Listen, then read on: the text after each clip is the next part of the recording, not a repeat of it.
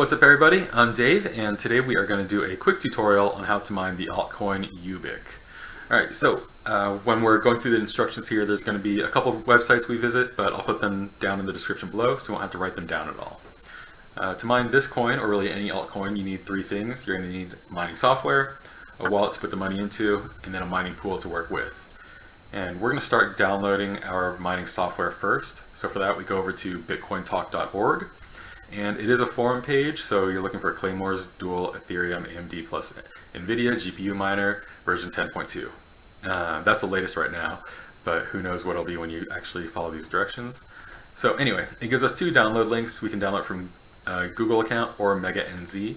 I always use MegaNZ because the Google Drive, when you go to download it from there, it'll often misrecognize the miner as a virus and not let you download it at all.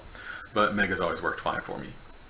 Okay, so now that the web page is loaded up, you can see the files are all sorted by date, and we want this very top one, the Catalyst. That's the Windows miner, so you don't want to download the Linux miner. That's just not going to work. To download, you just double click on it, but I've already downloaded it, so let's just go ahead and pop into our downloads folder. It comes down as a zip file like this, so we're going to right click and extract all. Now, when you go to extract all, it gives you this option to rename the directory you're going to have it extracted to, and you do need to actually shorten that name, so I'm just going to take it down to Clay. And the reason that you have to shorten the name so much is that the folder that it extracts right here is also a very long name, so Windows actually doesn't support that long of a file path, so you just have to shorten it down, no big deal. But now that it's extracted, let's go into it, and this is all of our mining software files. In here we're going to edit a couple things. We're going to edit our start.bat and also ePools. Let's open ePools first, just double click, simple open. But when you go to open start, you need to right click and go to edit. That's because it's a BAT file. If you double click on it, it'll just launch into a command line operation. Anyway, so we have start.bat open, and now let's go get our wallet address. So we're back over at ubiqsmart.com, and if you scroll down just a little bit on the page, you see these four circles, and these are the wallets that Ubiq recommends. They have a desktop wallet called Fusion. Now Fusion's a full piece of software, so you have to download it, install it, and then run it from your computer. But you can also use one from your browser, and this one's called Pyrus. There's a couple different options. There's a Chrome extension, but then what I use is the web interface. So we're just going to click on the globe here, and it'll pop us over to pyrus.ubiqsmart.com. So let's go ahead and get started creating our new wallet. We just have to enter a password to get started.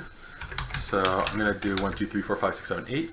And when you click create a new wallet, you see it errors out. So you need a minimum of 9 characters, and then you can create your new wallet.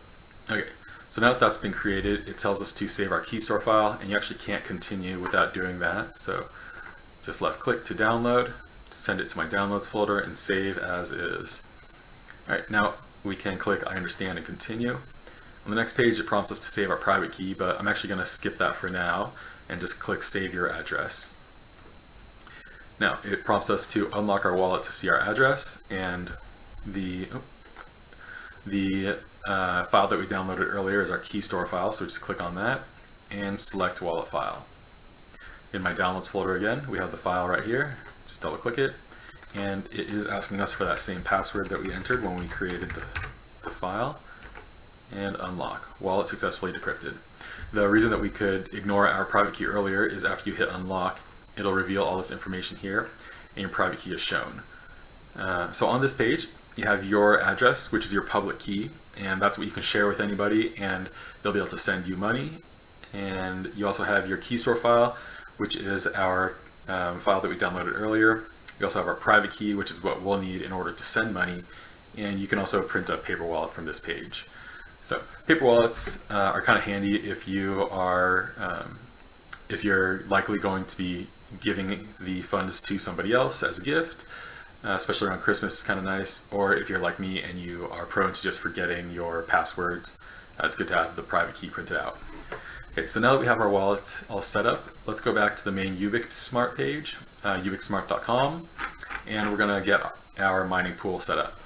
So up here in the top nav bar, we're just going to hover over network, and over here mining pools, you can see got a couple different choices.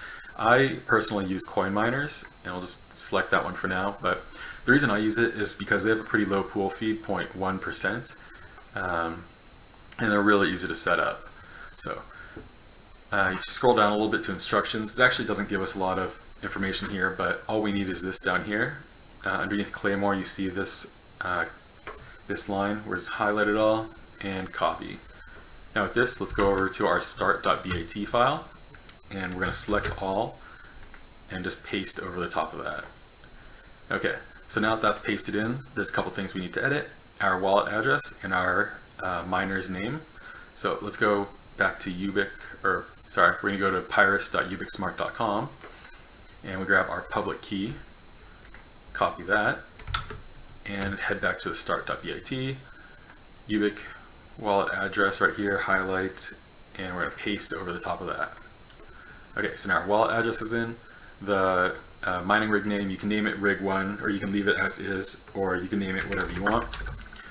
But it does have a 6-character limit. If you were to put a 7th character in there, when you go to check your status, instead of having a name, it'll just put 0 up.